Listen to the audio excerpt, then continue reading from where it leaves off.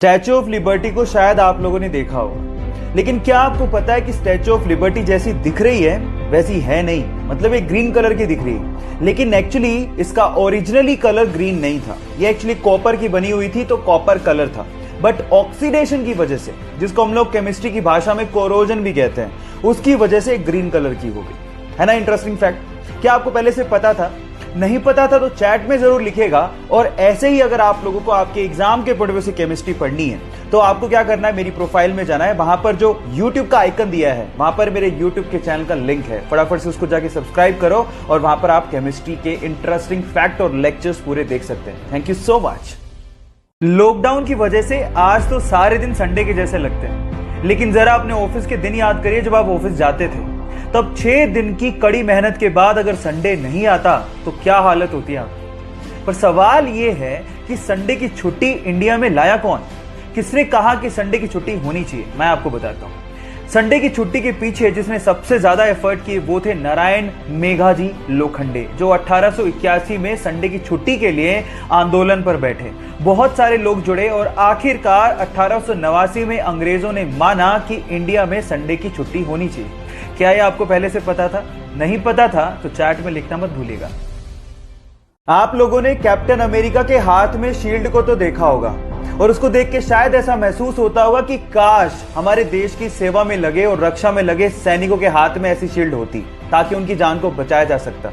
देखो, बाकी देशों का तो पता नहीं, लेकिन जापान ने अपने सैनिकों की रक्षा के लिए इससे भी ज्यादा एडवांस शील्ड बना ली है, जो कि मात्र 3 सेकंड में खोली जा सकती है। इनफैक्ट उसमें आर्टिफिशियल इंटेलिजेंस का इस्तेमाल भी किया गया है, जिससे अगर मान लो किसी ने बंदूक तान दी तो 3 सेकंड में वो अपने आप खुल जाती है ना गजब की बात। क्या आपके बात पहले से पता थी? नहीं पता थी तो चैट सेक्शन में लिखना मत भूलिएगा।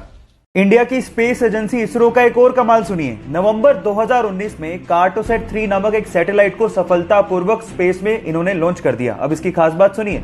509 किलोमीटर की ऊंचाई से लेकर 10 इंच तक की ऊंचाई की साफ तस्वीरें ये इसरो को भेज सकता है। मतलब आपकी कलाई की घड़ी में कितना बजा है, इसकी साफ तस्वीर ये इसरो को भेज सकता है। और आज से पहले तक किसी भी देश ने इतना ताकतवर कैमरा कभी लॉन्च नहीं किया है। इसरो ने हमेशा हमारे सर को फक्र से ऊंचा किया है, इसलिए उनके लिए एक लाइक तो बनता है। गाइस, हम लोग फ्यूचर में पानी पिएंगे नहीं, खाएंगे। हो गए ना हैरान? बट ये बात सच है। एक्चुअली प्लास्टिक की बोतल्स का पानी हमारे शरीर को बहुत ज्यादा नुकसान करता है। इसी के लिए हमारे डॉक्टर्स ने वाटर के छोटे छोटे से कैप्सूल बनाए हैं। अब इन छोटे छोटे से कैप्सूल को अपने मुंह में रखो, ये मुंह में बस्ट होंगे और आपके पानी की पूर्ति हो जाएगी। इन्हें ओहो कैप के नाम से जाना जाता है। बस इसके ऊपर की लेयर उतारो, अपने मुंह में रखो और हो गया।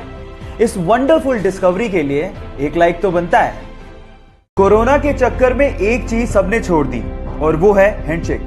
पर क्या आपको पता है कि हैंडशेक सबसे पहले किसने और क्यों इस्तेमाल किया? मैं आपको बताता हूं। ये एक पीस जेस्चर है जिसको ग्रीक में सबसे पहले इस्तेमाल किया गया ताकि ये पता लगाया जा सके कि सामने वाले के हाथ में कोई वेपन तो नहीं है। साथ ही साथ हाथ मिलाते समय उसे शेक भी किया जाता है ताकि ये भी पता लगाया जा सके कि उसके स्लीव्स में तो कोई वेपन नहीं है। क्या आपको ये बात पता थी? और अगर नहीं पता थी तो चैट में लिखना मत भूलिएगा। साल 2020 हमारी जिंदगी में शायद उन सालों में से एक होगा जो भुला ही नहीं भूले।